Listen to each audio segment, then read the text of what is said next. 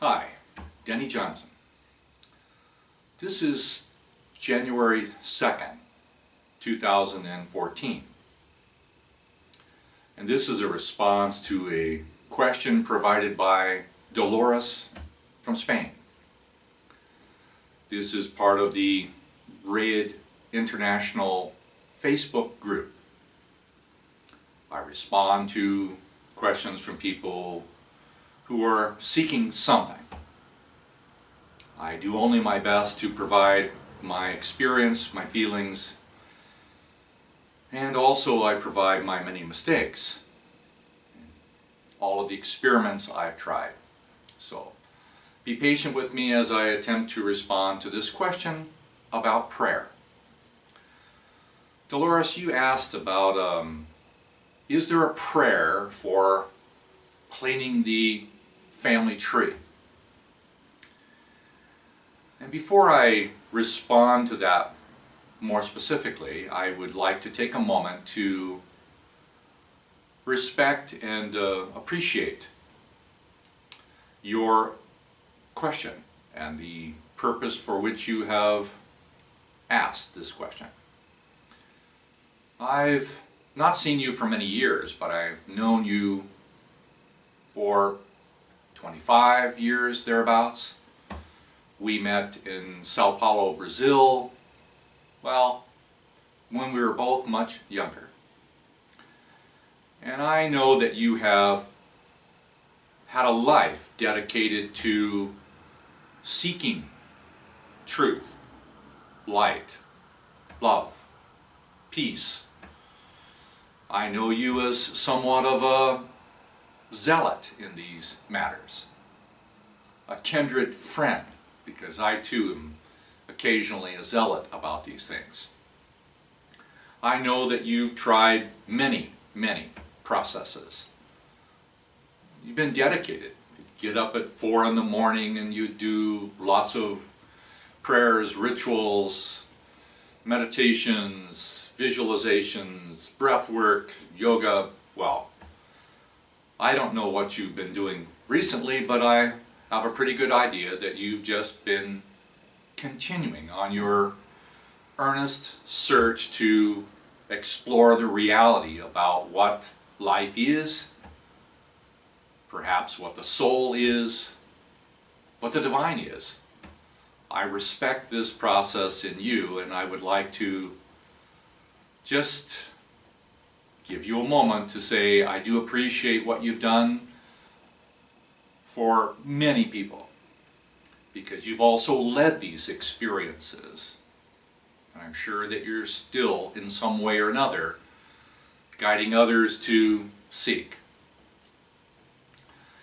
You and I both know that people arrive at this point of seeking through a variety of pathways. Oftentimes it's personal pain or personal suffering. A child in the family is sick, or somebody's dying of a disease, or there's a depression, or there's some motivation for people to seek. And they step onto the path. Sometimes it's for alternative medicine reasons, sometimes it's because they're just plain sad and lonely. There are many ways of getting to the path of seeking. People oftentimes explore, and the reality is it's a very small percentage of the population that is sincerely interested in even examining what there is in the world.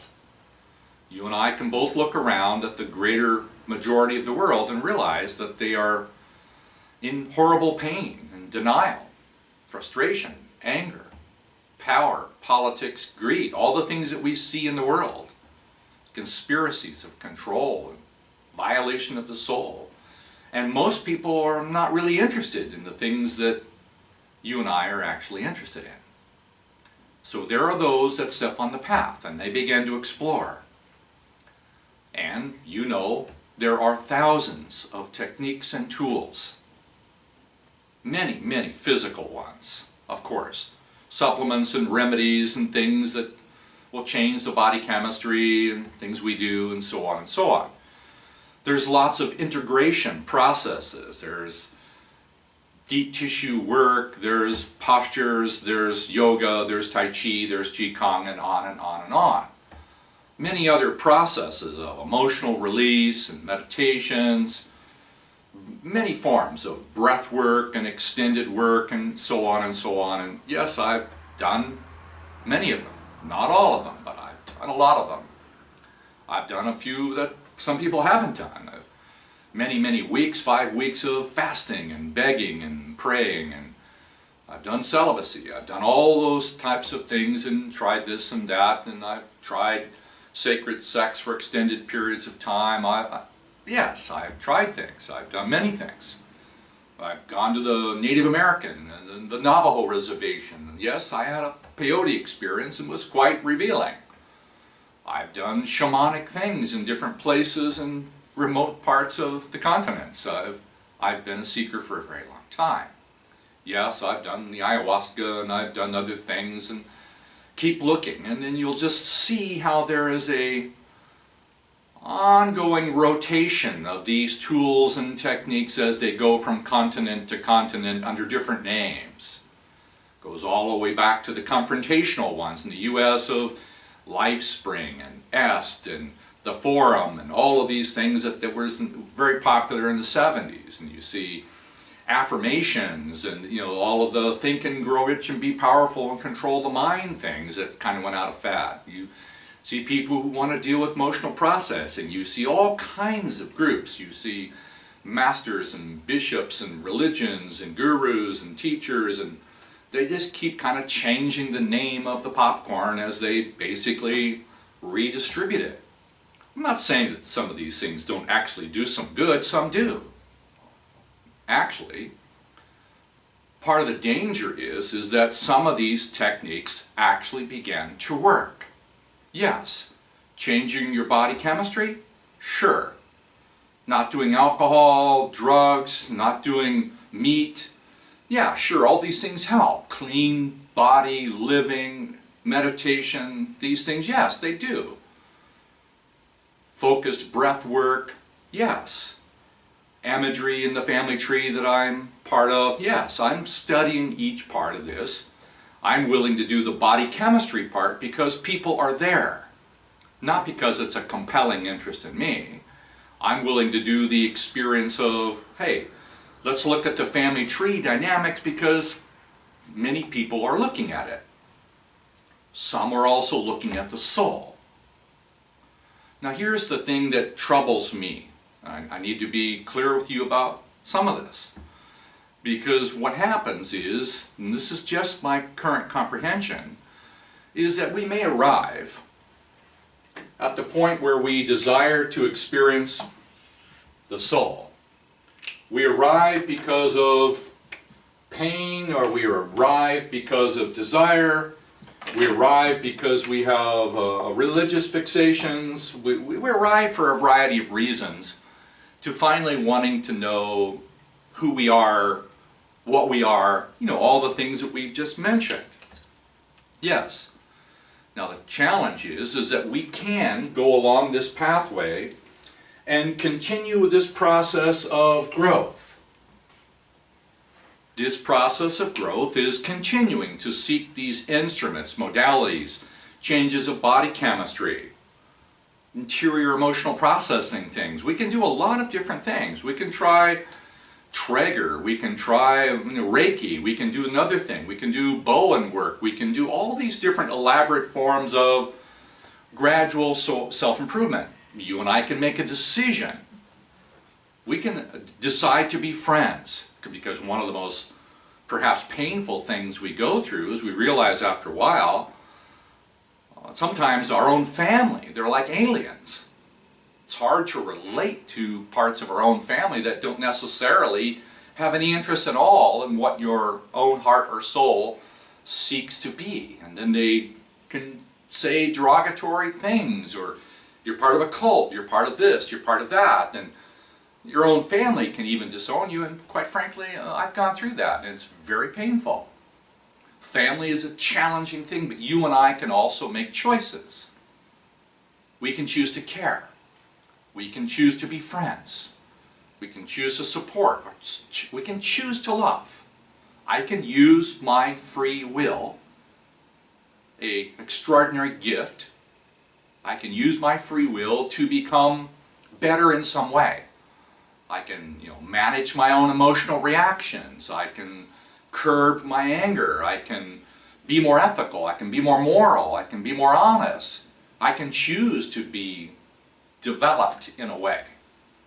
Yes, and part of this process, and yeah, I can suppress my emotional reactions, my fear, my anger, my guilt, my grief. I can learn to contain them in a tight little ball as I continue to improve.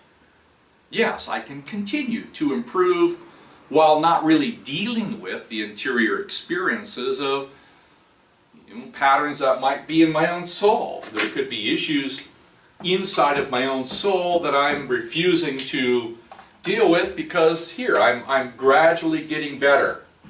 I'm gradually getting better. I'm gradually getting better while on the inside I'm still in pain and suffering. So yes, I'm more interested in this inside process. That's why my interest in the family tree phenomenon.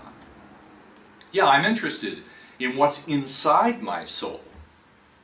Now, the danger is, and this is just where I know the experience for me, this is my comprehension, is if I develop this momentum, let's just say I keep developing this momentum. This is a momentum. If I leave this world, I disincarnate, I die, right? And you know there is no death. Well, you do, I know. Other people are not so sure, but I know there's no death. So I step into a spiritual world that's actually different than this one. The difference is now, this momentum becomes the momentum that drives my choices and what part of the spirit world I go to.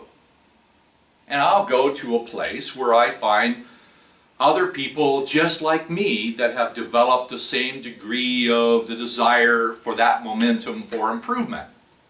And you might think that that's a good thing, because now you're surrounded in a very beautiful paradise of people like you, earnestly seeking to continue this process of a gradual growth of the experimentation for what works to be able to become better, more loving, to move along the path. This is perhaps the most dangerous of all places, is to develop this momentum, because other people don't develop the momentum at all. So if they're involved in addictive processes, they're involved in things that are violent, they're involved in things that are greedy, yeah, they go to places that are difficult. You can call these places whatever you want. They go to difficult places. No, they're not damned to eternal fire and hell, but they go to a place of their similar creation in the same way you and I go to a place we create, based on the free will of our acquired momentum. We're now involved in the process of change. So now you want me to suggest to you a prayer about how to be able to clean the family tree to increase this momentum of the increase of spiritual evolution. Yes, I'll give you my experience in that regard, but first let me suggest something else in this process, because there's something very important about this momentum. Leave here with this momentum. This is your momentum. Nothing wrong with that, but what it leads to is a place over here of being, well, really well perfected.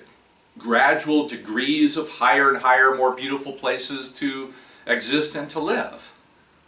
Yes, we do live. Yes, we have bodies, we have houses, we have communities. Yes, there's forest. Yes, all that stuff is there. I can assure you, I've seen it. Okay, that maybe sounds like it's an arrogant thing to say, but yes, I've been damaged enough in my life to have the opportunity to see some of these other places. I also have something to suggest. There are two ways. One, is the primary way that most people go. Maybe more than 90% of humanity, when they choose to go on this path, they go this way. But there is another way. It's a way that we can use to transform. And what it is, it's very different. This other process, if you can imagine, well, I'm just using a cute little face, but imagine that this is the divine. By any other name, I'm not wishing to trigger somebody's religious reaction function because I have them, we have them. Everybody has their own view of what the Creator is, what God is. It's an all, it's a nothing, it's an energy, it's a something, it's a... what? Please. I don't want to take you there. I'm just using a cutely little face for a moment. Okay, I'll make it cuter. It's possible to receive divine love. So there's a difference between the love that you and I choose to share through our mutual self-improvement. That's this love. The love I give to you or you give to me, well, my understanding is that's a natural love. That's something I can choose. It's good, it's honorable, it's important, it's part of my soul's ability to increase the degree of love. But divine love is different than natural love. Divine love only comes from God.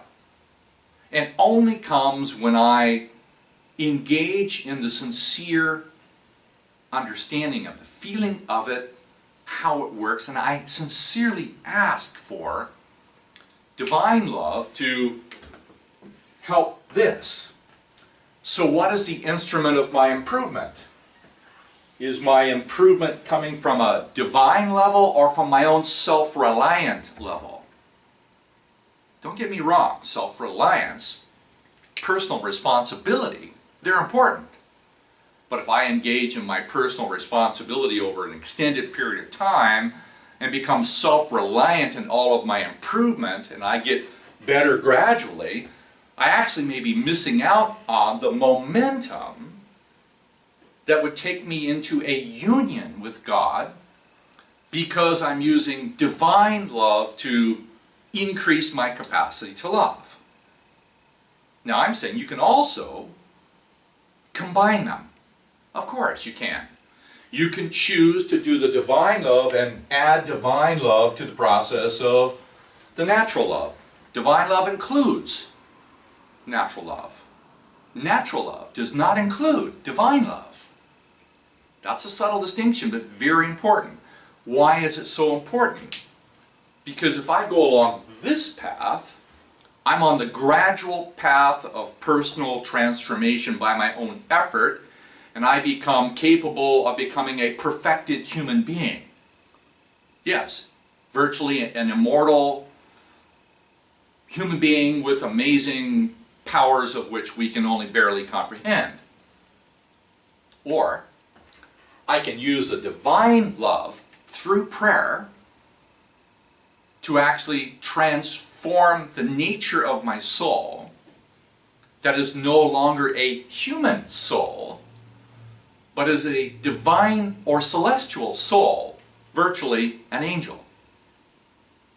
Because of that relationship through divine prayer, I now have the opportunity for a union with God, which does not mean I lose my identity. It means I'm now in harmony with love. I don't know everything God knows, I don't know all the love, I don't know all the wisdom, but now I have the opportunity through this transformation of my soul to experience something that is truly celestial. Now my momentum, my eternal momentum, is a transformation by divine love forever. Or it is a gradual permutation of self-improvement. This is a choice that we make. It is significantly important to make that choice while in the body. Because after we leave, there's a completely different dynamics that perpetuates the momentum of one's previous choices. Yes, it's possible to change this later, but it's not as easy because we're surrounded by other souls who are engaged in the same momentum. We can consider changing it now, which is the prayer for divine love. Now, I'm not going to pretend to begin to tell you how that looks, how it works. Yeah, I'm examining what prayer looks like, what feelings look like, because the only language that works in prayer is feelings. There are no words, no thoughts by which we can make a prayer. Words are just words. Thoughts are just thoughts. Rituals, postures, images, these are of the spiritual body and they have some merit for the spiritual body. But the reality is, the only language between the soul and God is feelings. Not so easy to get to if we're bound up in all kinds of frustrations, denial, and belief systems, and all of us are bound up in these difficult places, and we have painful experiences to help us feel it. So, the prayer for divine love has to come from a sincere place about really grasping and comprehending what is my own current condition. And why would I really be making this prayer anyway? To avoid a pain, to get rid of a disease, to stop suffering? What would be my real motive for sincerely making this prayer? That's something I'm examining. I'm examining it every day. So you asked for a prayer about the family tree. Yes. For those who want prayers about the family tree for a specific grandfather, grandmother line, yes, I'm willing to work along this line because that's where people are. So I'll meet them wherever they are. If it's just purely body chemistry, I like to meet them there. If it's purely some process of being able to be involved in the experience of imagery and family tree, I like that stuff. And yet if it's something more, very much more, I'd like to do that as well. I'm examining it. I can't tell you I know the answers because I'm as damaged and beat up as, well, I don't know about you, but I'm normal. I'm still examining this, and I hope to be able to find more answers, and along the way, yeah, you can help me find it by asking questions that inspire me to pray. Because that's what you did. You helped me pray just a little more. Be well, my friend. I'll find you somewhere else along the path. We will meet again one day. See you for now.